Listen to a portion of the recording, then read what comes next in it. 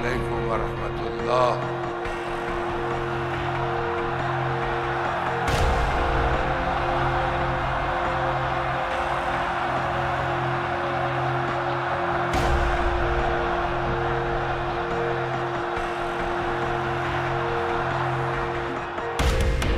مزرعه او رو ویران کرده، زندگی او رو تباه کرده، بیسته. क्या इजराइल बनाम Arab world युद्ध शुरू हो चुका है?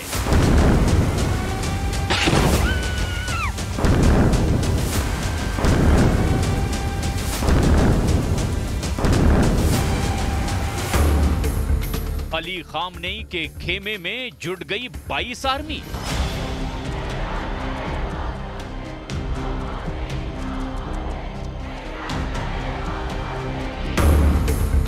अब अमेरिका तक पहुंचेगी युद्ध की चिंगारी।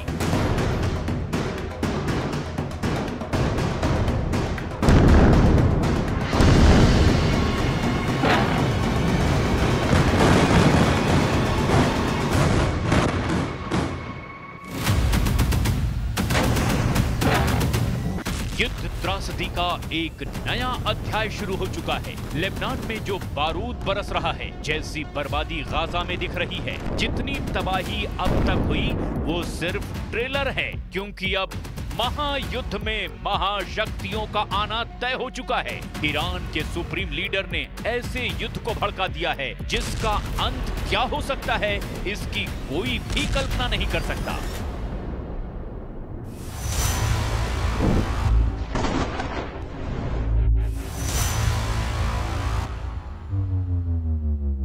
ईरान के सुप्रीम लीडर ने इजराइल के खिलाफ खुद हथियार उठा लिया है। राइफल दिखाकर खामनेई ने नेतन्याहू को धमकी दी है कि इजराइल धरती के नक्शे से गायब हो जाएगा।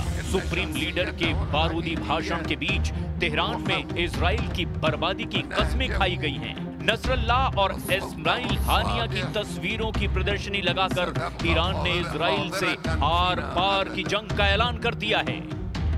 بر اساس هیچ قانون بین المللی حق ندارد به ملت لبنان، به حزب الله لبنان اعتراض کنه که چرا شما از غزه، از قیام مردم فلسطین حمایت کردید. وظیفه اونهاست، باید میکردن. این دیگه هم حکم اسلامی است، هم قانون عقلی است، هم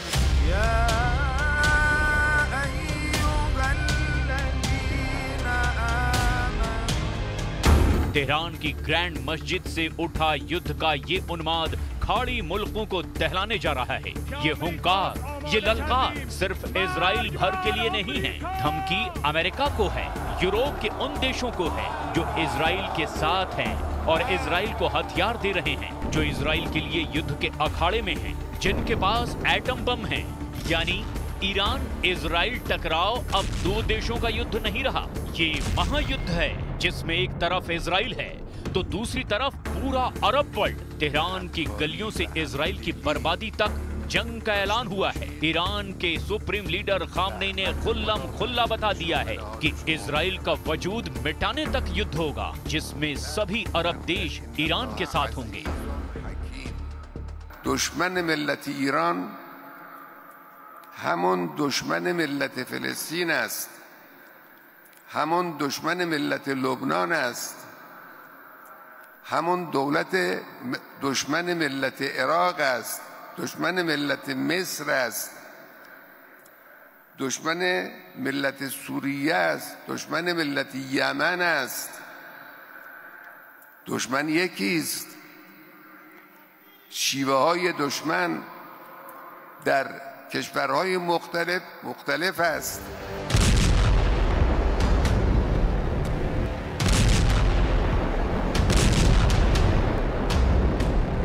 मगर कितने देश, कौन कौन हैं जो सुपर पावर अमेरिका से लड़ने का दम रखता है? कौन है जो एटमी पावर से युद्ध करने की जुर्रत दिखाएगा? खामनेई ने जो लिस्ट बनाई है वो बहुत लंबी है, उसमें कई चौंकाने वाले देशों के भी नाम शामिल हैं। लेकिन अमेरिका का अलग ही वॉर प्लान है। इजराइल को दुश्मन मानने वाले कई अरब देश हैं, लेकिन युद्ध का जोखिम वो भी न्यूक्लियर वॉर का। सारा मामला यहीं फंस रहा है। खैर, अभी ईरान के सुप्रीम लीडर का वो बयान सुनिए जिसमें उन्होंने इजराइल पर हमले को जायज ठहराया है। खामनेई ने नसरल्लाह और हानिया की मौत को शहादत बताया है।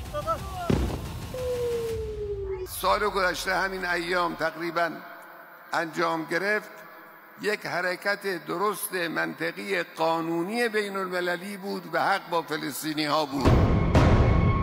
धमकियों के साथ खामनेई के भाषण में खौफ भी दिखाई दिया। ईरान को डर है कि इजराइल उसके परमाणु अड्डे और तेल के कुएं जलाए जा रहा है। इस पूरे ऑपरेशन का प्लान अमेरिका और इजराइल मिलकर बना रहे हैं। न्यूक्लियर साइट पर हमला होने के हालात में आर पार का युद्ध होगा, जिसके लिए ईरान के सुप्रीम लीडर सभी अरब देशों से एक झंडे के नीचे आने की अपील कर रहे हैं। हालांकि ये काम इतना आसान नहीं है। कई अरब देश सुपर पावर अमेरिका के इशारे पर चलते हैं। कुछ अरब देश तो अमेरिका के रहमो करम पर ही पलते हैं। खाड़ी में मौजूद अमेरिका के सैन्य अड्डे और हथियार इन देशों को दहलाने के लिए काफी हैं। तो फिर ईरान के साथ कितने मुल्कों की असल पावर है? अरब लीग का झंडा बरदार कहा जाने वाला सऊदी अरब किस तरफ है? सऊदी अरब और ईरान की कट्टर दुश्मनी है। खाड़ी मुल्कों में सऊदी अरब अमेरिका का सबसे बड़ा सहयोगी है। सऊदी अरब इजराइल का विरोध तो करता है, लेकिन युद्ध में अमेरिका के खिलाफ सऊदी अरब का उतरना लगभग नामुमकिन है। इसी तरह की उलझन संयुक्त अरब अमीरात और कुवैत, कतर और ओमान जैसे देशों की भी है, जो फिलिस्तीन और लेबनान के हिमायती तो हैं, लेकिन अमेरिका से दुश्मनी मोल नहीं ले सकते। तो आखिर बचा कौन जो ईरान के साथ युद्ध में आ सकता है? अरब लीग में 22 देश गिने जाते हैं, जिनमें से कई सोमालिया, सूडान और जिबूती जैसे हैं, जिनके खुद के घर जल रहे हैं। ऐसे ही खामनेई के बुलावे पर अफगानिस्तान और यमन जैसे तबाह हो चुके मुल्क लड़ाई में शामिल होंगे, कहना मुश्किल है।